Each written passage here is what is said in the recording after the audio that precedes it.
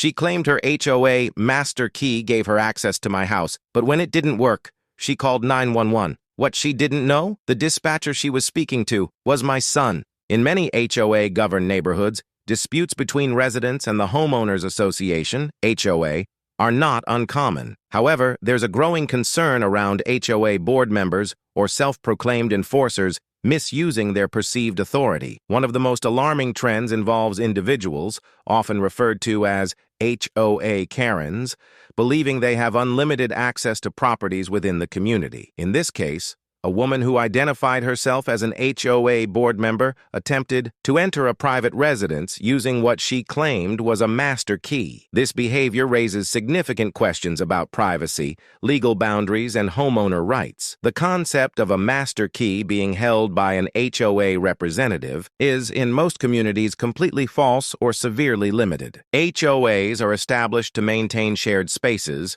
uphold community standards, and enforce agreed-upon rules outlined in covenants, conditions, and restrictions, CC&Rs. They are not law enforcement agencies, nor do they possess the legal authority to enter private homes without the explicit consent of the homeowner. Despite this, some individuals within HOAs begin to view their position as one of unchecked power, leading to confrontational and invasive incidents like the one discussed here. The entitlement shown in this case reflects a broader issue of power being misinterpreted. The woman believed that her role within the HOA or her association with someone in the HOA granted her access to homes in the neighborhood, regardless of permission. She approached the residents with confidence, using a key that she claimed worked for all homes within the HOA.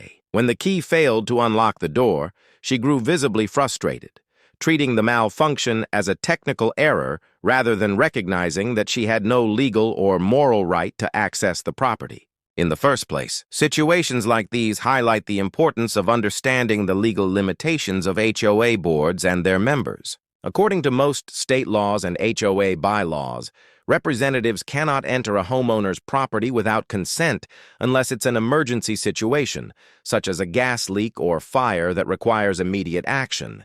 Even then, proper procedures must be followed, including notifying emergency services and documenting the reason for entry. Any attempt to enter a home without permission can be classified as trespassing or even attempted burglary, depending on the circumstances. Another layer of this issue involves the false belief that the HOA owns individual homes within the community. While the HOA may oversee shared spaces like clubhouses, pools, or landscaping in common areas, they do not have ownership over private residences.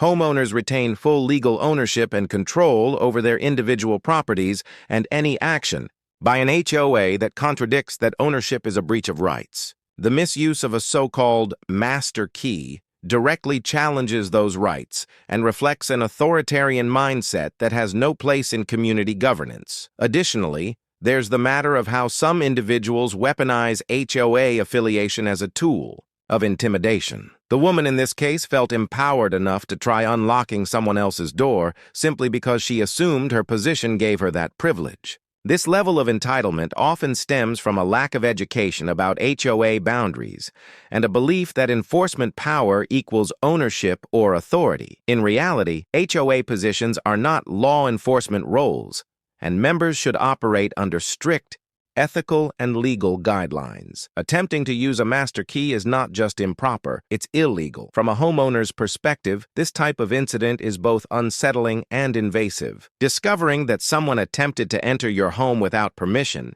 can lead to feelings of vulnerability and distrust toward the HOA. It raises concerns about security, as well as the effectiveness of the HOA in managing its members and preventing abuses of power. If one board member believes they have a right to your home, what stops others from doing the same? These fears are not irrational. They are based on real, observed behavior that directly contradicts homeowner protections. Furthermore, the mere existence of a master key for private residences, even if it was obtained without authorization or fabricated, suggests a breakdown in the security structure of the community. No HOA should ever distribute or allow access to master keys for privately owned homes. If such keys exist and are in the wrong hands, it presents a massive liability risk not only for the HOA, but also for any parties who support or conceal such practices. The attempted use of the key and the entitled behavior surrounding it should serve as a warning to homeowners and HOA members alike. Boundaries must be clearly defined, and any attempt to violate them should be met with firm legal action. This includes revisiting HOA bylaws to reinforce the limitation of access and the protection of private property. Homeowners should also take extra precautions, such as changing locks, installing surveillance, and reporting any unauthorized access. Attempts to local authorities. In conclusion, the master key entry attempt is more than just an awkward misunderstanding. It's a reflection of deeper issues within certain HOA communities. Entitlement, lack of proper oversight, and the abuse of authority can combine to create dangerous situations that threaten homeowners' rights and safety. It's critical that homeowners educate themselves on their rights, demand transparency from their HOA, and hold individuals accountable when they cross the line from neighborly concern to unlawful intrusion. In HOA-governed communities, confrontations can escalate quickly when personal boundaries clash with perceived authority. One of the most disturbing behaviors that has surfaced in recent years is the tendency of entitled individuals, often dubbed Karens, to call 911 in situations where there is no real emergency. This misuse of emergency services is not just inconsiderate, it can be dangerous, illegal, and a massive drain on public resources. In this section, we explore what happens when a self-righteous HOA affiliate attempts to assert control by weaponizing law enforcement after being denied access to a home she mistakenly believes she can enter. When someone falsely believes they have authority over another person's private property and faces resistance, they may resort to outside forces to assert dominance. In this case, the individual assumed that her association with the HOA, combined with her possession of a supposed master key, gave her the right to access someone else's residence. When the key failed to work, and she was questioned or asked to leave, her immediate response was not to apologize or back off. It was to call 911. This knee-jerk reaction is a textbook example of entitlement morphing into aggression. Calling 911 is meant to be reserved strictly for emergencies. Life-threatening situations, crimes in progress, fires, severe medical emergencies, and other urgent crises. However, many individuals misuse this system either out of ignorance or as a manipulative tactic. In the context of HOA disputes, this trend is especially problematic. An individual who calls emergency services over a non-emergency, such as being denied access to someone's private home, is not only misusing taxpayer-funded resources, they are also placing both the homeowner and first responders in a potentially volatile situation. This type of misuse falls under the category of false reporting or abuse of emergency services, which is illegal in most jurisdictions. Penalties can include hefty fines and even jail time, depending on the intent and consequences of the call. When someone intentionally calls the police under false pretenses to settle a personal score or escalate a neighborhood disagreement, it may also qualify as harassment or intimidation. In extreme cases, such calls can even lead to what's known as swatting, an extremely dangerous and illegal act where a false report draws armed police response to an unsuspecting person's home. In HOA communities, the line between enforcement and harassment often blurs, especially when individuals overstep their roles. Some HOA board members or affiliated residents wrongly believe they are a substitute for law enforcement and use 911 as a means of backing up their authority. However, HOA authority is strictly limited to the rules and regulations set forth in the community's governing documents and must always operate within the boundaries of local, state, and federal law. Law enforcement is not obligated to respond to an HOA dispute unless a genuine law has been broken or there is a credible safety threat. Moreover, placing a 911 call with the expectation that police will remove a lawful homeowner from their own property is a dangerous assumption. Police are trained to de-escalate and investigate before taking action, and falsely claiming authority can quickly backfire on the caller. If the homeowner is legally within their rights, as they almost always are in cases like this, the caller may find themselves facing consequences for wasting public resources and disturbing the peace. This behavior also adds stress and risk to the lives of emergency dispatchers and officers. When a call comes in, especially under the pretense of a home intrusion or safety threat, dispatchers must treat it as a real emergency. Resources are deployed accordingly, potentially diverting attention from real emergencies that require immediate action. This not only creates inefficiencies, but can delay responses to actual life-threatening situations in the community. In communities where such incidents are recorded or documented, the fallout can be swift and public. HOA boards may come under pressure to discipline or remove overreaching members, while homeowners may seek legal remedies. In some cases, these incidents become viral, fueling public outrage about over-policing, privilege, and the abuse of authority in suburban communities. The reputational damage to the individuals involved and to the HOA as a whole can be severe. From a legal standpoint, anytime someone makes a 911 call, it becomes a matter of public record. False reports can be investigated by local authorities, and if the call is found to be intentionally misleading or made with malicious intent, charges may be filed. This becomes even more critical when the 911 dispatcher has a personal connection to the case, as in the scenario where the homeowner's son happened to be the dispatcher who received the call. This twist further underscores how inappropriate and ill-advised it is to use emergency channels for non-emergency issues. In response to such incidents, many HOAs are implementing stricter guidelines for interactions between board members and residents. These include ethics training, legal education sessions, and even policies that explicitly forbid members from attempting to enforce rules through law enforcement without board authorization or due cause. Homeowners, too, are increasingly aware of their rights and the limits of HOA authority, which helps prevent such power plays from succeeding.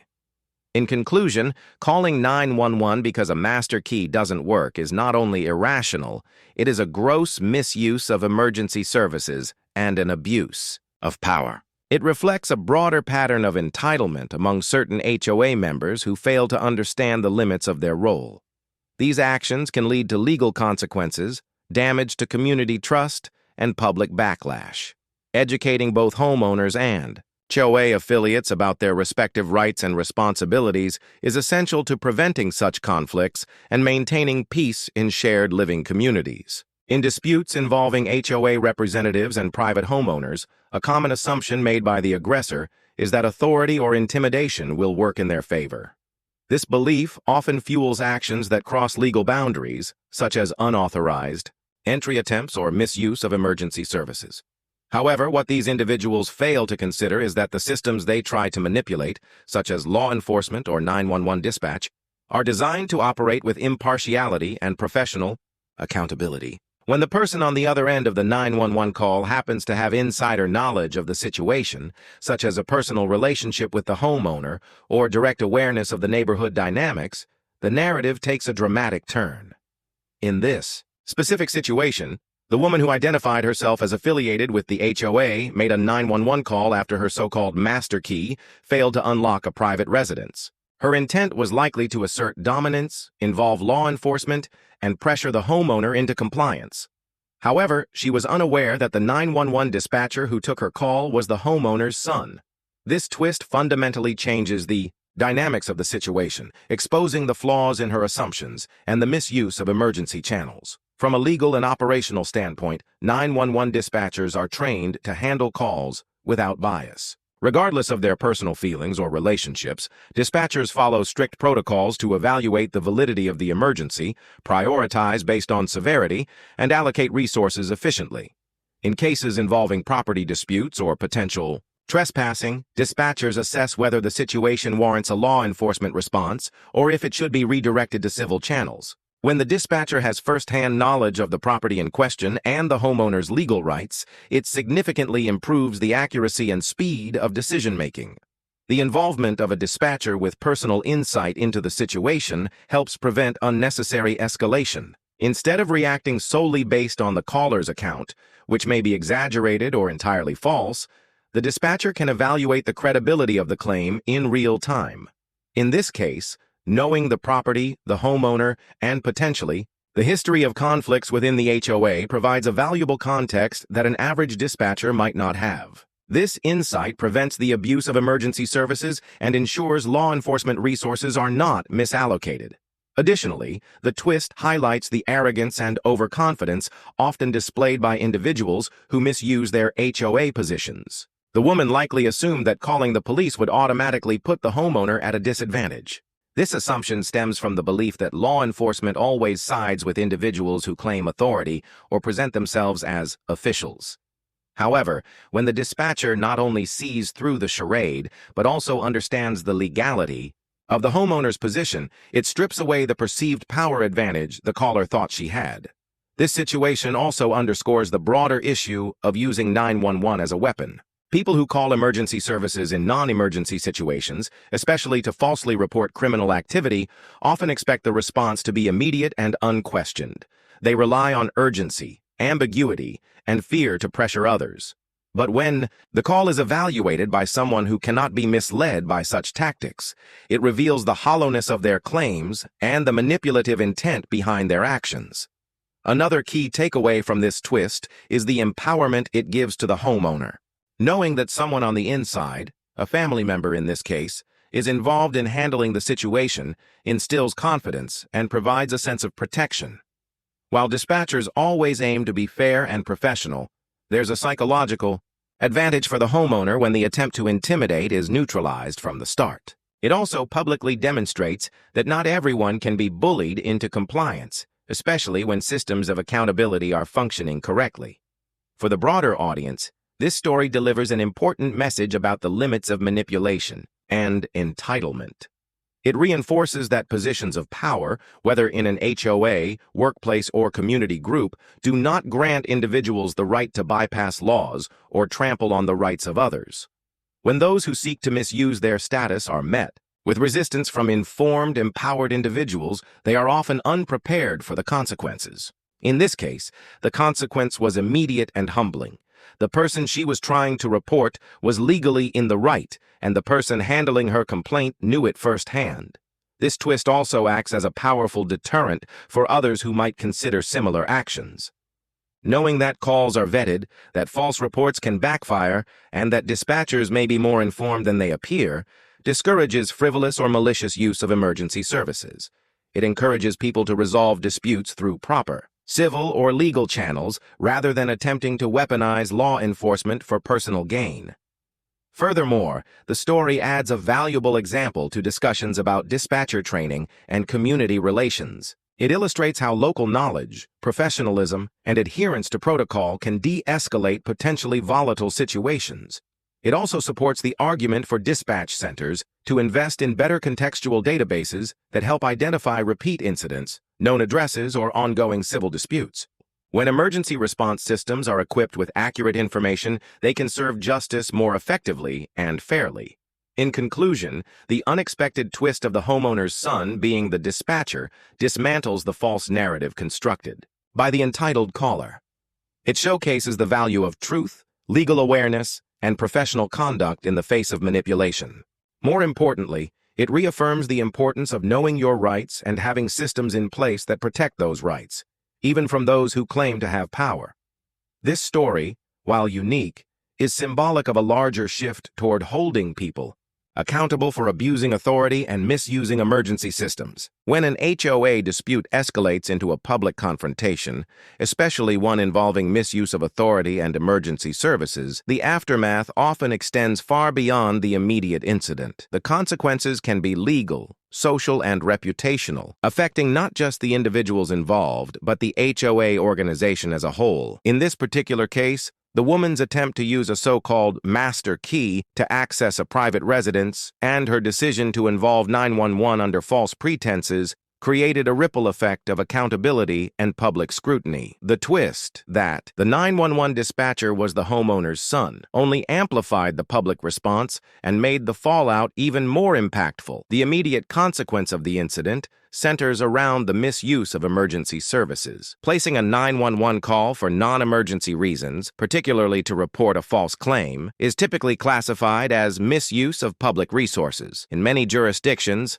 this is considered a misdemeanor or even a felony, depending on whether the call leads to a police response or endangers public safety. Law enforcement agencies take these matters seriously, especially when dispatch time is wasted or real emergencies are delayed. In this case, the dispatcher, being personally familiar with the situation, was able to mitigate the impact. However, the call itself remains part of public record and may be subject to legal review if charges are pursued. On the HOA level, the incident shines a spotlight on governance practices and the conduct of board members or community representatives. Homeowners associations are bound by governing documents such as bylaws, articles of incorporation, and covenants. These documents outline what an HOA can and cannot do, and they emphasize that individual board members do not have unilateral authority over residents. When a member takes matters into their own hands, such as attempting to enter a private home, or calling the police without cause, it reflects poorly on the board and undermines the association's legitimacy. Fallout for the HOA typically includes formal complaints from residents, demands for accountability, and sometimes legal consequences if the association is found to have failed in preventing or addressing misconduct. In many communities, homeowners may push for the removal of board members who act inappropriately. They can also initiate votes to revise policies, restrict access to sensitive materials, such as master keys or gate codes, or call for an independent audit of HOA practices. These measures are often fueled by widespread frustration and a desire to reestablish trust within the community. The incident also raises questions about transparency, security, and boundary enforcement in HOA communities. If the woman truly believed she had a master key that granted her access to homes, it implies either a serious misunderstanding of her authority or a deeper issue with how keys or security access is managed. Homeowners expect privacy and protection from unauthorized access. Any hint that board members can override these rights without legal process generates fear and anger among residents. As a result, many communities move quickly to reissue locks, clarify policies, and reassure residents that their homes are secure from HOA overreach. Beyond the local community, the story may gain attention online, particularly because of the ironic twist involving the dispatcher. Incidents involving HOA Karens have become widely shared on social media platforms like TikTok, YouTube, Reddit, and Twitter X. These stories resonate with audiences who are frustrated with bureaucracy, entitlement, and power misuse. The twist of instant karma, where an entitled individual is immediately exposed or embarrassed by their own actions, makes the content even more shareable. Viral content typically leads to intense public commentary. In this context, viewers often express support for the homeowner, criticize the misuse of emergency services, and ridicule the idea of a master key. Many online users also share similar stories of HOA abuse, turning the post into a larger discussion about the need for HOA reform, transparency, and homeowner rights. This collective outrage often results in increased scrutiny for the HOA itself, sometimes prompting media coverage or community-wide reevaluation of HOA leadership and practices. From a public relations perspective, both the HOA and the individual involved may suffer significant reputational damage. The woman in question, often dubbed Karen in internet vernacular, may become a symbol of entitlement and misuse of authority. In extreme cases, she could face doxing or online harassment, which, while not advisable or condoned, illustrates the intensity of public backlash. HOAs that fail to respond appropriately to such incidents often face a loss of credibility, reduced resident engagement, and even legal challenges from homeowners seeking restitution or structural changes. On a positive note, such incidents often Spark productive conversations about homeowner rights, boundaries, and legal protections. Many people are unaware of the limitations of HOA power, the legality of emergency calls, and how to address harassment from board members or neighbors. As stories like this one gain traction, they serve as cautionary tales and educational tools. Homeowners are encouraged to review their rights, understand their HOA bylaws, and document any questionable behavior to build a case if needed. In some communities, these moments lead to proactive policy changes. These may include mandatory training for board members, legal reviews of HOA protocols, and the implementation of accountability measures, such as surveillance audits or third-party mediation for disputes. Some associations also take steps to define boundaries clearly, such as banning unauthorized key usage or requiring board decisions to be made collectively rather than unilaterally. In summary, the fallout from this incident illustrates the broader consequences of HOA overreach and entitlement-driven behavior. The immediate misuse of 911, the exposure of false authority claims, and the unexpected twist involving the dispatcher created a powerful example of instant accountability. Public reaction, both online and within the community, reinforces the importance of transparency, lawful behavior, and mutual respect in shared living environments. As more homeowners speak up and share similar experiences, the pressure grows on HOAs to operate with fairness, legality, and respect for individual rights.